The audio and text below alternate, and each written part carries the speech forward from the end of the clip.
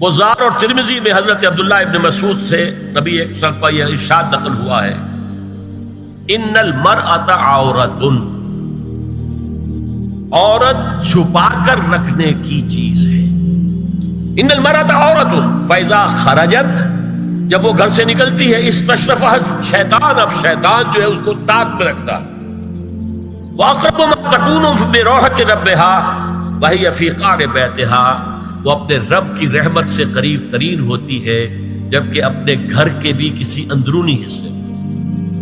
اسی لیے فرمایا مردوں کے لیے مسجد میں نماز افضل 28 گنا، اور عورت کے لیے گھر کی نماز مسجد سے افضل، گھر کے صحن کی مسجد سے افضل، دالان کی صحن سے افضل، کمرے میں اس سے افضل، اور کمرے کی کوئی بغلی کوٹھڑی ہے تو اس میں سب سے افضل۔ یہ احادیث نبی اکرم صلی اللہ علیہ وسلم۔ عبداللہ ابن احمد ابن حنبل نے زوائد الزہد میں اور ابن ابی شیبہ نے ابن سعد نے اپنی کتابوں میں مسروق کی روایت نقل کی ہے کہ حضرت عائشہ جب تلاوت قرآن کرتے ہوئے اس آیت پر پہنچتی تھی وَقَرْنَ فِي بُيُوتِكُنَّ، تو بے اختیار رو پڑتی تھی۔ قرآن کہتا ہے اپنے گھروں میں رہو۔ حضرت عائشہ نے شہادت عثمان کے بعد باہر نکل کر لشکر کی قیادت کی، پھر ساری عمر افسوس تھا کہ میں نے غلط کہا۔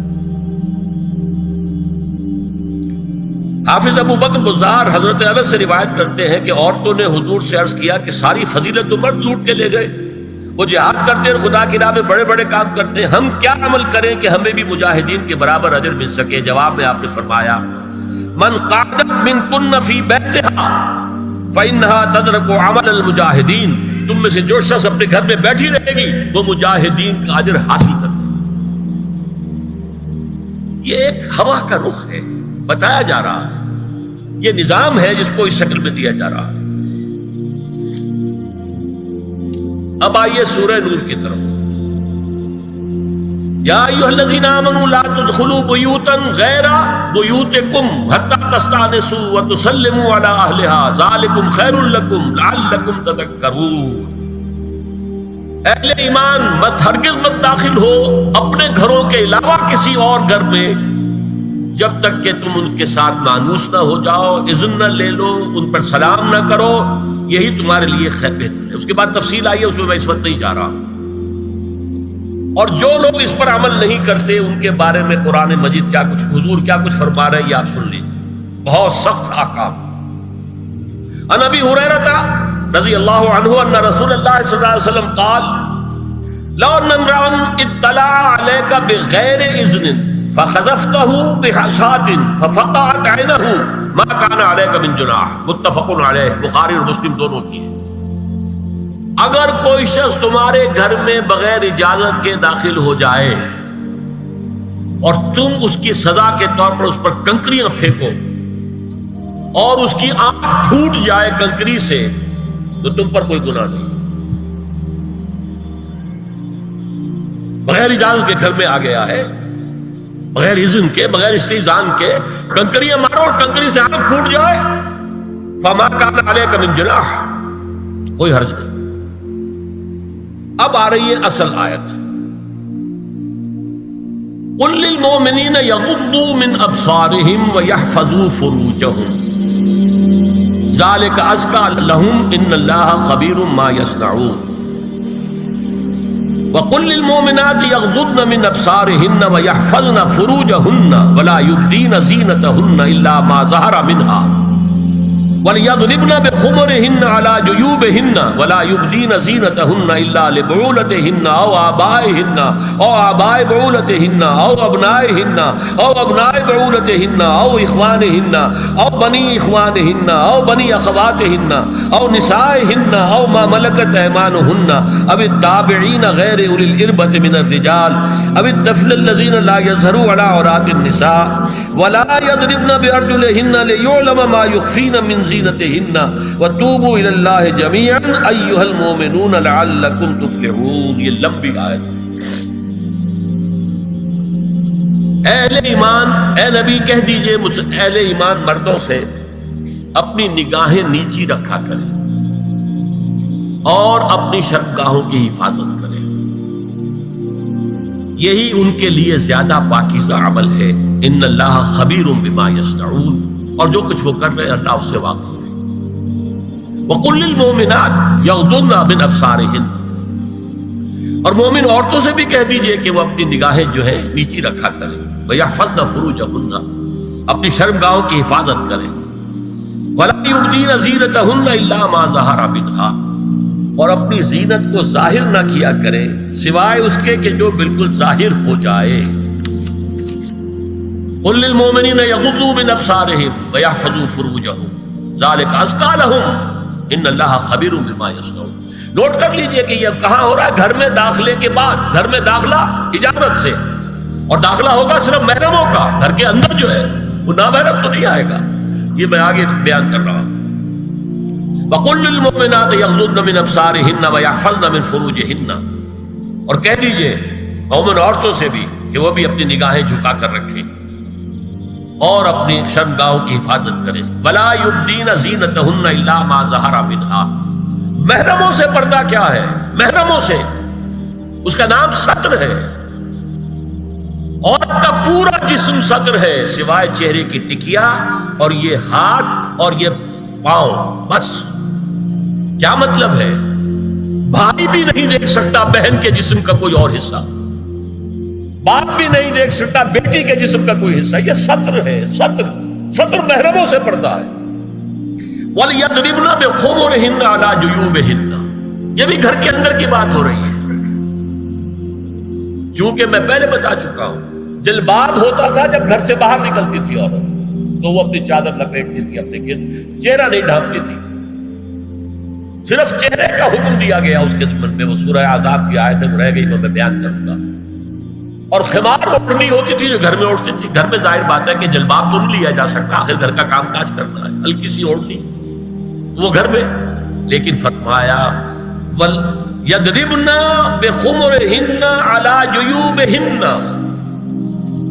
اور انہیں چاہیے کہ اپنی اوڑھیوں کے، بکل اوڑھنیوں کے اپنے سینوں کے اوپر، گریبانوں کے اوپر بھی مار لیا کریں۔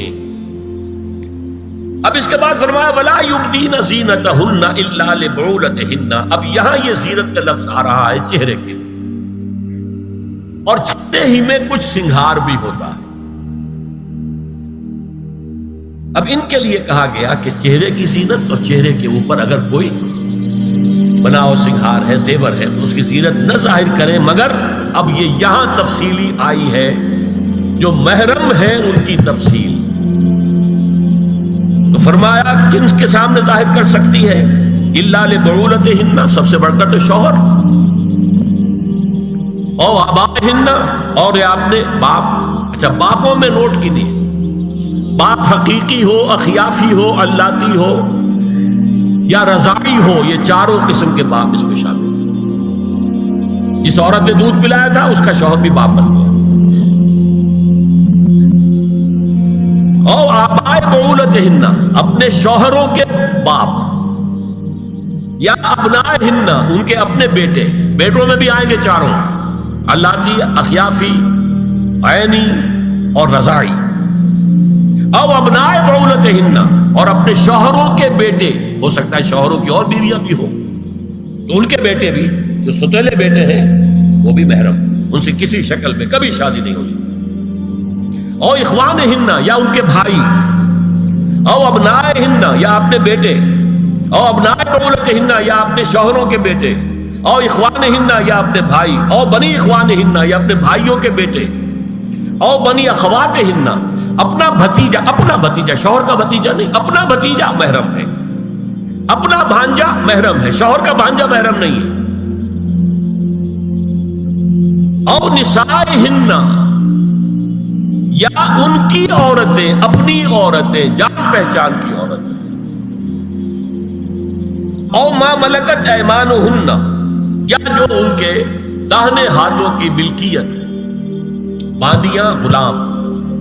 اس میں عرض کر چکا ہوں کہ اس میں کافی اختلافات ہیں، یہ بھی ہے کہ اس سے مراد صرف باندیاں ہیں، غلام مرد نہیں، یہ بھی ہے کہ مرد بھی ہے، اور یہ بھی ہے کہ مرد جب تک کہ وہ بالی ہوا، لیکن میں اس بحث میں یہاں نہیں جانا چاہتا، یہ پھر فقہ کی بحث ہو جائے گی۔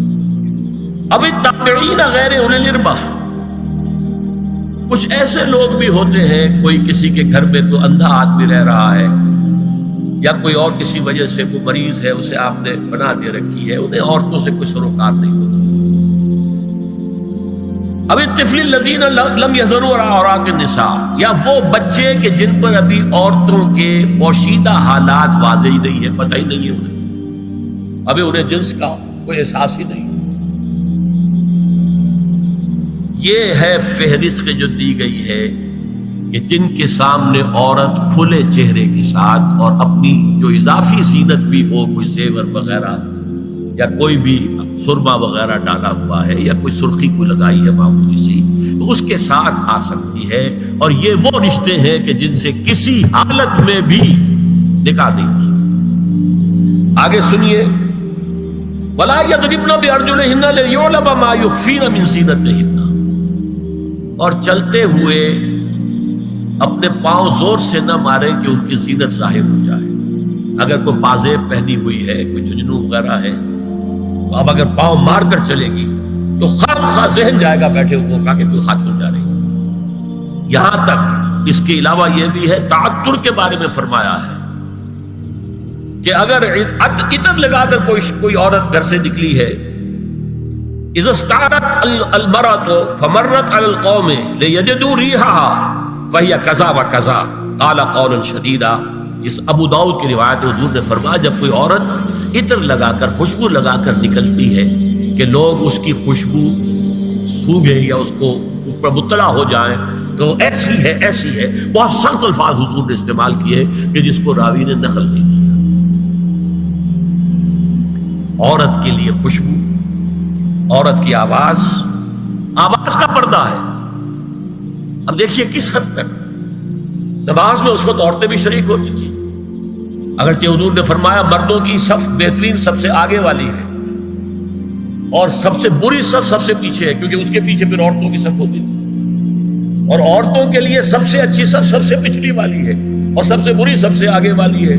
سب سے آگے والوں کے سامنے پھر مرد ہوتے تھے، ان کی پشت ہوتی تھی۔ تو اسی طریقے سے اگر غلطی کی ہے تو مرد جو ہے کہے گا سبحان اللہ، امام سے غلطی ہو گئی ہے، مرد کیا کہے گا؟ سبحان اللہ۔ عورت کیا کرے گی؟ اپنے ایک ہاتھ کے پشت پر اپنا ہاتھ مارے گی، اپنی آواز نہیں نکالنی، آواز کا پردہ۔ چھونے کا پردہ یہاں تک ہے کہ حضور نے کبھی کسی عورت سے ہاتھ نہیں ملایا، اور آپ جب بیعت بھی لیتے تھے تو بس زبانی الفاظ کہلوائے اور کہا ٹھیک ہے بیعت ہو گئی، یا ایک کپڑا پکڑا، اس کا ایک سرا اپنے ہاتھ میں دوسرا سرا اس خاتون کے ہاتھ میں، یا ایک تشت کے اندر پانی بھرا، اس میں ایک طرف اس نے انگلیاں ڈال لی اور ایک طرف حضور کی انگلیاں۔ لیکن مسافر لا اسافر النساء، ایک دفعہ ہوا بھی کہ بعض خواتین نے جب بیعت کی ہے تو پھر انہوں نے ہاتھ آگے بڑھایا مسافر کے لیے، حضور نے فرمایا انی لا اسافر النساء، میں عورتوں سے مسافرہ نہیں کرتا۔ یا ایھا النبی قل لازواجک وبناتک ونساء المؤمنین یدنین علیہن من جلابیبہن ذلک ادنی ان یعرفن فلا یؤذین وکان اللہ غفورا رحیما۔ اے نبی صلی اللہ علیہ وسلم کہہ دیجئے اپنی بیٹیوں سے اور اپنی بیویوں سے اور مسلمانوں کی خواتین سے۔ اب دیکھیے یہ سورہ احزاب ہی میں ہو رہا ہے، شروع میں یا نساء النبی سے بات چلی، استیزان بھی صرف نبی کے گھر میں داخل نہ ہو اذن کے بغیر، آگے چل کر سورہ احزاب ہی میں عام بھی کر دیا، قل لازواجک وبناتک ونساء المؤمنین، کہہ دیجئے اپنی بیویوں سے، اپنی بیٹیوں سے اور اہل ایمان کی خواتین سے، یدنین علیہن من جلابیبہن، کہ وہ اپنے چہروں کے اوپر اپنی جلباب کو لٹکا لیا کریں، چہرہ چھپ جائے۔ اب اس کی تفسیر میں چاہتا ہوں کہ آپ کو جو مختلف مفسرین نے کی ہے وہ آپ کے سامنے میں رکھوں۔ حضرت عبداللہ ابن عباس نے اس آیت کی جو وضاحت فرمائی ہے اسے حافظ ابن کثیر نے اپنی تفسیر میں اس طرح نقل کیا ہے، اللہ نے مسلمان عورتوں کو حکم دیا ہے کہ جب وہ کسی کام کے لیے گھروں سے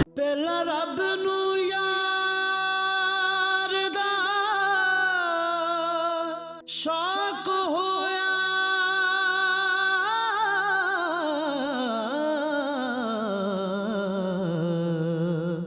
نبی پاک دا کرن جمال مائیں آیا وہی لے کے ہویا ترت حاضر تے لیا یار نے یار نو پھال نکلے تو اپنی چادروں کے پلو اوپر سے ڈال کر اپنا منہ چھپا لے اور صرف ایک آنکھ کھولی رکھے. دونوں آنکھیں بھی غلط ہیں. اور سن لیجئے، ابن جریر اور ابن منذر کی روایت ہے کہ محمد بن سیرین یہ ایک تابعی ہیں نے حضرت عبیدہ السلمانی یہ صحابی ہیں سے اس آیت کا مطلب پوچھا.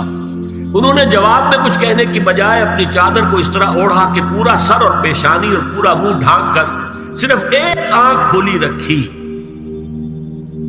اور سنیے، ابو بکر بن عبداللہ ابن عربی نے یدنین علیہن من جلابیبہن کا مفہوم ان الفاظ میں بیان کیا ہے: تغطى به وجهها حتى لا يظهر منها الا عينها اليسرى. عورت اپنی چادر کو پورے وجود پر ڈھانپ لے اور اس طرح چہرے کو بھی ڈھانپے کہ صرف بائیں آنکھ کھلی رہے. علامہ حمید الدین فراہی کو نظم قرآن کے فہم میں خصوصی مقام حاصل تھا. انہوں نے حجاب کے بارے میں اپنے ایک مکتوب میں ہاتھ اور چہرہ کھلا رکھنے کو جائز قرار دینے کے موقف کے بارے میں لکھا ہے کہ میری رائے میں نظم قرآن پر توجہ نہ کرنے سے یہ غلط فہمی پیدا ہوئی ہے. وہی بات کہ سورہ عذاب میں گھر سے باہر کا پردہ ہے اور سورہ نور میں گھر کے اندر کا پردہ ہے. بہرحال الحق احق بان یتبع، حق جو ہے وہ اس کا زیادہ حقدار ہے کہ اس کی پیروی کی جائے. میں اس مسئلے پر مطمئن ہوں اور میرے نزدیک اجنبی سے پورا پردہ کرنا واجب ہے، اور قرآن نے یہی حجاب واجب کیا ہے جو شرفاء میں مروج ہے، بلکہ اس سے بھی قدر زائد. مولانا فراہی کا یہ مکتوب ماہنامہ حیات نو بلیریا گنج انڈیا کے اکتوبر سن 92 کے شمارے میں شائع ہوا. یہ ہے علماء کی رائے. حضرت ام سلمہ اور حضرت میمونہ نبی صلی اللہ علیہ وسلم کے پاس بیٹھی تھی. اتنے میں حضرت ابن ام مکتوم آ گئے. نبی صلی اللہ علیہ وسلم نے ان دونوں سے فرمایا احتجبا منہ، ان سے پردہ کرو. ازواج نے عرض کیا یا رسول اللہ الیس اعمی لا یبصرنا ولا یعرفنا. حضور کیا یہ اندھے نہیں ہیں؟ یہ نہ ہمیں دیکھ رہے ہیں نہ ہمیں پہچانتے ہیں. فرمایا افعمذایان انتما، کیا تم دونوں بھی اندھی ہو؟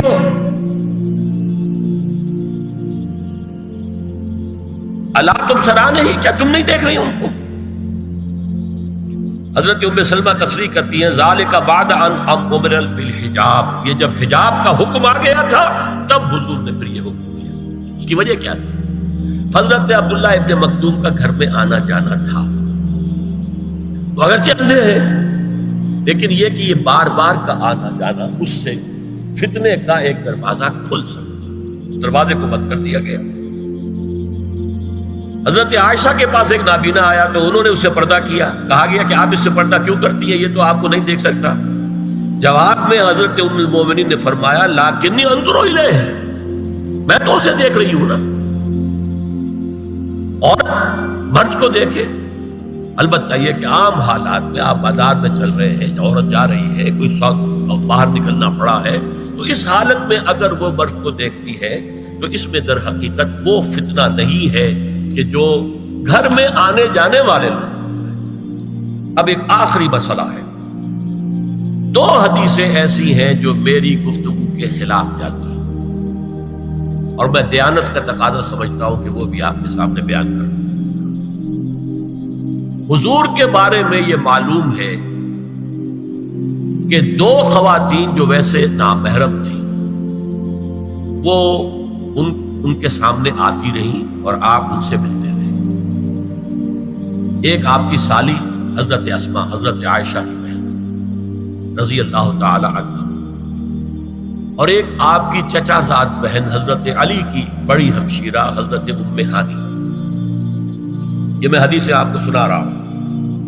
بکثرت احادیث سے ثابت ہے کہ حضرت اسماء بنت ابی بکر آپ کے سامنے ہوتی تھی اور آخر وقت تک آپ کے اور ان کے درمیان چہرے اور ہاتھوں کی حد تک کوئی پردہ نہ تھا. حجۃ الوداع نبی صلی اللہ علیہ وسلم کی وفات سے صرف چند مہینے پہلے کا واقعہ ہے، اور اس وقت تک بھی یہی حالت قائم رہی۔ یہ ابو داؤد کتاب الحج۔ دوسری روایت حضرت ام ہانی رضی اللہ تعالی عنہا، جو ابو طالب کی صاحبزادی اور نبی صلی اللہ علیہ وسلم کی چچاداد بہن تھی، آخری وقت تک حضور کے سامنے ہوتی رہی، اور کم از کم منہ اور چہرے کا پردہ انہوں نے آپ سے کبھی نہیں کیا۔ فتح مکہ کے موقع کا ایک واقعہ وہ خود بیان کرتی ہیں جس سے اس کا ثبوت ملتا ہے۔ یہ ابو داؤد کی روایت ہے۔ یہ روایتیں ہیں، میں انہیں تسلیم کرتا ہوں، اور میں نے اب جو کچھ بیان کیا ہے اس سے یہ ایک بالکل برعکس بات سامنے لا رہی ہے۔ اب یہ ہے کہ یا تو ہم ان دو حدیثوں کو اصل مان کر باقی ساری حدیثیں جو ہیں ان کو ختم کریں۔ میں تو آپ کو سنا نہیں سکا، میرے پاس تو بہت زیادہ حدیثوں کا مواد تھا۔ چہرے کے پردے کے لیے حدیثیں، استیزان کے لیے کتنی حدیثیں ہیں، چہرے کے پردے کے بارے میں بہت زیادہ حدیثیں ہیں۔ حضرت ام خلاد ایک خاتون تھی، ان کا بیٹا ایک غزوے میں شہید ہو گیا، وہ اس کے بارے میں کچھ پوچھنے کے لیے حضور کے پاس آئی، صحابہ بیٹھے ہوئے تھے، انہوں نے نقاب ڈالا ہوا تھا، منتقبۃ، نقاب کا لفظ بھی حدیث میں موجود ہے، اور یہ لوگ کہتے ہیں نقاب تو جو ہے یہ بعد کی پیداوار ہے، یہ لفظ کوئی ہے ہی نہیں۔ حجاب کا لفظ قرآن میں ہے، جلباب کا لفظ قرآن میں ہے، خمار کا ذکر قرآن میں ہے، اور یہ منتقبۃ، نقاب ڈالی۔ لوگوں نے کہا عجیب عورت ہے یہ، اس کا بچہ شہید ہو گیا ہے، مطلب یہ کہ سخت صدمے کی کیفیت، اور یہ اس وقت بھی اس نے نقاب ڈالی ہوئی ہے۔ تو انہوں نے جواب دیا ان ارزو ابنی لا ارزو حیائی، میں نے بیٹا کھویا ہے، اپنی حیا نہیں کھوئی ہے۔